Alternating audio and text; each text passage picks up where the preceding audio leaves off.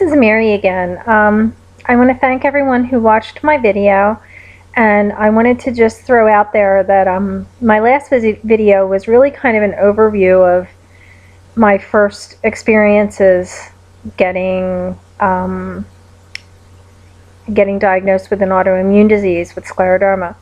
But I've talked to very many people with other autoimmune diseases and people who've not had a diagnosis but have shown signs of having an autoimmune disease. So I wanted to talk a little bit more about some blood work and some of the things that point toward scleroderma as opposed to some other autoimmune diseases, which sometimes doctors just don't know, and sometimes the autoimmune disease has to kind of unravel itself. Sometimes it takes time for the autoimmune disease to really rear its ugly head and show which one it is. But the one test that they're going to run for you if they think you have an autoimmune disease is an ANA. That's an anti-nuclear antibody. They're testing if your body is basically attacking itself. And when my doctor said that she was running blood tests and they were coming back normal, she was running an ANA that was a non-fluorescing ANA, and it's not as sensitive as a fluorescing ANA test. So if you have an ANA and it comes back negative, and your rheumatologist said that you don't have an autoimmune disease, make sure that you're having the right test done and go for a second opinion if you have to. With scleroderma, no two patients are alike. The way the disease presents itself is never the same. Most people present with Raynaud's syndrome, which is when your hands get cold, they turn red and white and blue, sometimes white, then red, blue. They turn different colors and it's very painful. I didn't have Raynaud's at first. Raynaud's came later. My first symptoms were throwing up in my sleep, inability to move my joints, and my skin hardening. Skin hardening isn't necessarily the first symptom that you have with scleroderma. Some people never get hardening of the skin. And then there are different types of scleroderma. I didn't get into that in my last video. There's the kind that only marks the skin. I shouldn't say only because it's called morphea, and it's very debilitating for the people who have it, and it wastes away the skin and the muscle underneath. So don't anybody think that I'm being facetious about that at all. Morphea is serious. Then there's limited, which they used to call CREST, which was calcinosis, Raynaud's, esophageal issues, I forget what the S is, and T was the telangiectasias, which are little dots that you can see on my face, little red dots. Perhaps if I get close to the camera you can see them. I have a big one on my lip. And the limited generally doesn't go above the elbow. It'll go from the fingertips to the elbow, and the skin will harden, the hands may claw, that sort of thing. The face will be affected. And then there's the diffuse or systemic, well, limited is also systemic, but the diffuse, which goes above the elbows, and the other parts of the body are affected with the skin hardening. And I think they knew that I had the diffuse type because I had terrible itching in my legs. My legs were so itchy, and basically everywhere in my skin, my whole body hardened up.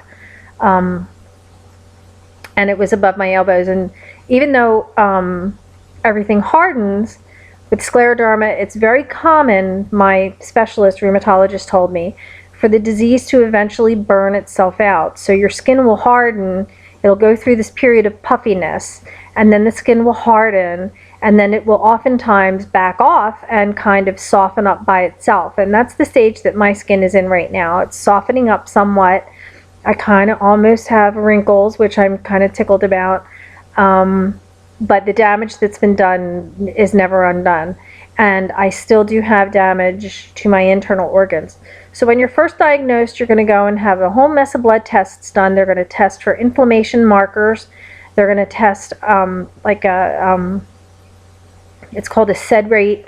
They're going to test creatinine creatinine levels, and all kinds of tests. And if you don't know what they are, then ask your doctor, because that's their job, is to explain to you what they are, and they should, and what these markers mean. And really, it's only just a marker. It doesn't mean your disease is more severe than anyone else's. It doesn't mean your disease is progressing anymore. I found that in the 7 years since I've been diagnosed, my disease tends to go in waves. I can tell when my body is in a period of stress and I have more inflammation. I just know, because after all this time, I can just tell how my body reacts. I'm very in tune to it. And you will also learn to listen to your body.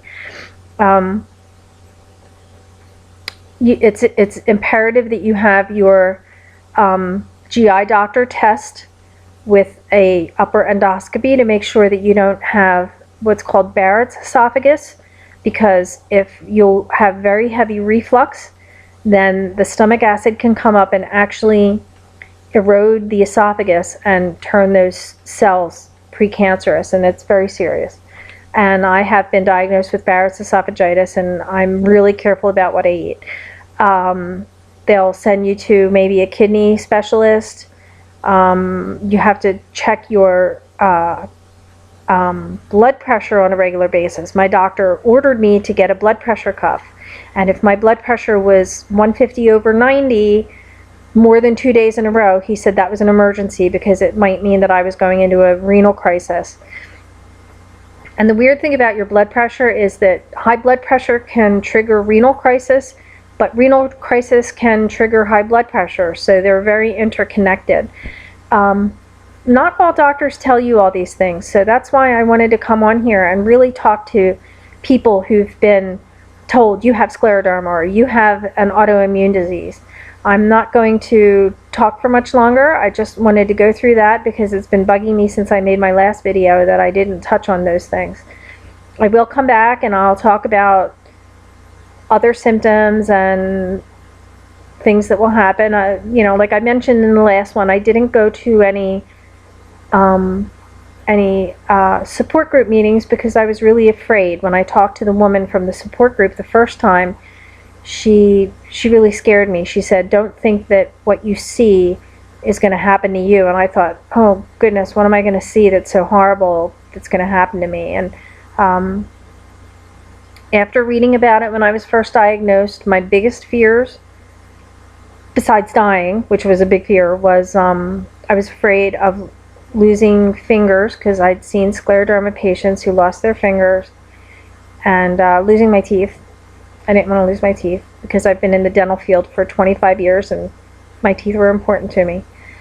But I'll get into those things and we'll talk about them in more depth. And if you have any questions, please feel free to ask. I'm happy to talk to anyone who wants to post anything. And I hope maybe I answered some questions and maybe enlightened you a little bit in your search for answers with scleroderma and autoimmune disease. Have a great day.